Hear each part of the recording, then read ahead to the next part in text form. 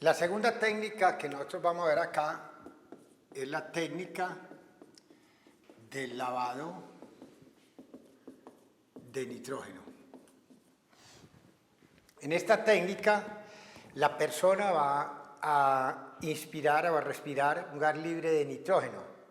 ¿Cómo lo vamos a hacer? Vamos a suministrar oxígeno al 100%, hasta que el nitrógeno de los alvéolos se vaya botando. Pero siempre que nosotros vamos a hacer esto, o sea, aquí hay una fuente de oxígeno al 100%, entonces él no puede respirar sino oxígeno al 100%. Pero yo a partir de CRF, pero conozco un dato que sí es una constante del ser humano normal. El 80% del aire que hay en el alvéolo está representado por nitrógeno, aproximadamente.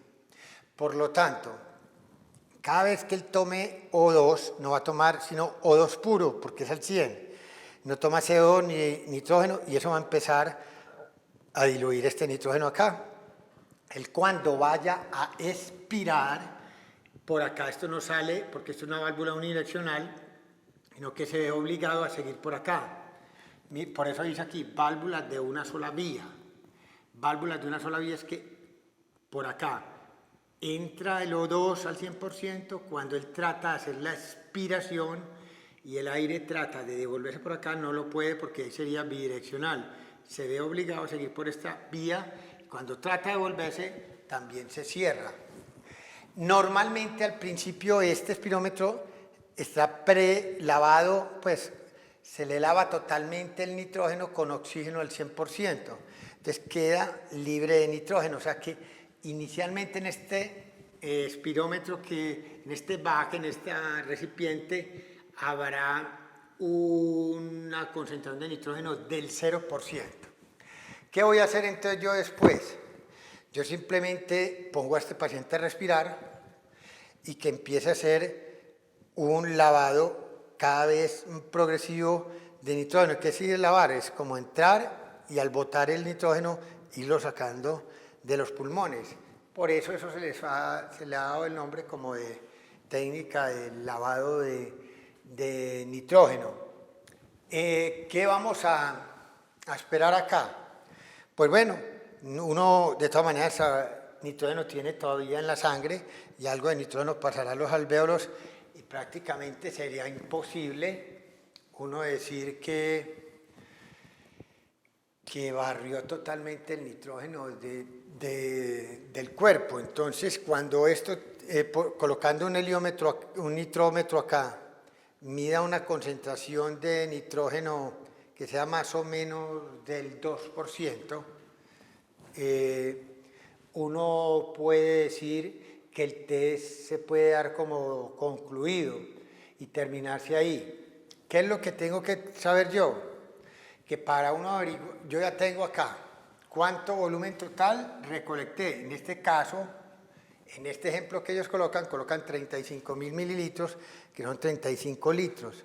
Y después con un nitrómetro miden acá la concentración al final del test de todo este nitrógeno, que les dio un 6%.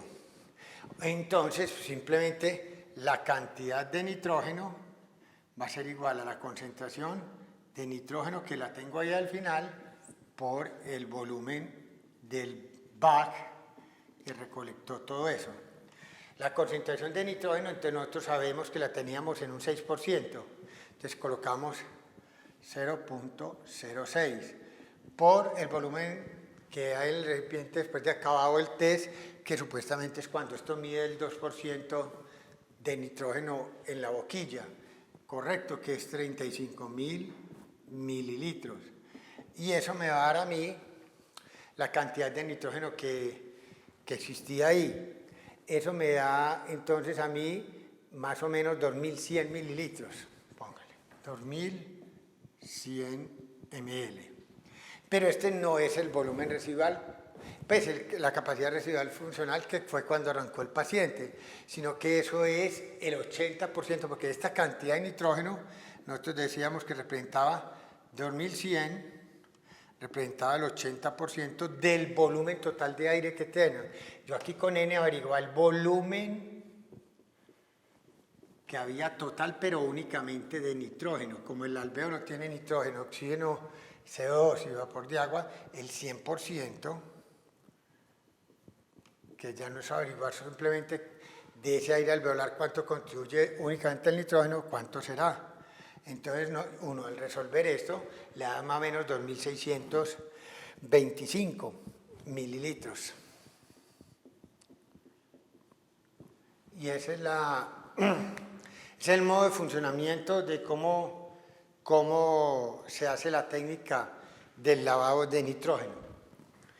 Pero, ¿cuál es la pregunta que uno se debe llevar a cabo una vez visto los dos test iniciales que hemos descrito? Es decir, la técnica de dilución del helio y la técnica del lavado de nitrógeno. Eso está muy claro en lo siguiente. Suponga que este fuera una vía aérea que estuviera totalmente tapado. Y es un pulmón y este es el otro pulmón. En la técnica de dilución del helio, si esto estuviera destapado, el helio que estaba al 10% acá, recuerden, se entraría acá y entraría a más volumen de aire a repartirse más de nitrógeno. Entonces, cuando yo tuviera la concentración final de nitrógeno, no es lo mismo que no haya, como en este caso, no haya podido pasar por acá, porque se va a repartir en un volumen de aire menor. Obviamente mi concentración final de nitrógeno, helio, perdón, va a ser mayor en este caso. ¿Por qué? Porque no es lo mismo sumar este volumen, más esto, más esta manguerita, más esto, que ahora ya no tener en cuenta esto, que nunca le va a entrar helio. El helio nunca podrá pasar por acá, entonces se queda en un espacio menor, y al quedarse en un espacio menor queda mayor concentración al final. Ahí no le va a marcar el 5%, sino que va a marcar más grande. Y recuerden que cuando nosotros derivamos el CRF, al pasar el denominador pasamos la concentración final ¿de quién? De helio. Y si la concentración final de helio pues nos marcaba más alta, producto de que había una obstrucción en la vía aérea que nos impedía la entrada de ese gas para que pudiera ser medido en la medición total y diluir bien el pulmón, pues obviamente un denominador más alto nos da a dar una CRF más baja. Por eso es que se dice que esto subvalora verdaderamente el valor real del CRF o de cualquier volumen que estemos detectando. ¿Cómo pudiéramos ver en el caso de la técnica del lavado de nitrógeno que también nos pudiera subvalorar el verdadero valor de CRF? Sería como el mismo tipo de cuestión, pero viéndolo desde este punto de vista. Obviamente yo voy a tener aquí obstruido esto y aquí va a haber nitrógeno, oxígeno y lo que sea.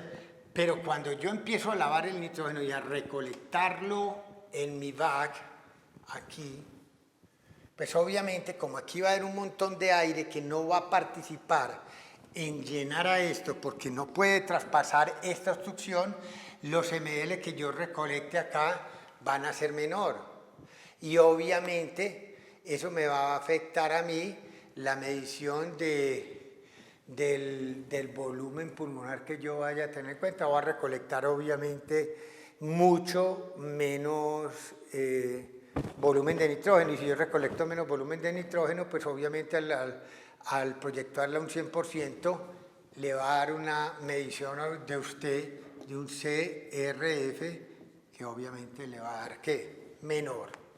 Y eso es importante para que nosotros lo tengamos en cuenta. Por lo tanto, estos dos test tienen el inconveniente que en enfermedades obstructivas, a diferencia de lo que nosotros vamos a ver como en la pletismografía corporal, no son fieles para dar un testimonio claro de cuál es verdaderamente o el volumen residual o mi CRF o mi CPT. Nos veremos obligados a tener que utilizar la pletismografía corporal como el método ideal para la determinación de los volúmenes que no detecta el espirómetro en los pacientes que tienen una enfermedad de tipo obstructivo. La pletismografía corporal será la próxima técnica que nosotros entraremos a describir en nuestra próxima sesión para culminar lo que es esos principales test de determinación de volúmenes a nivel pulmonar.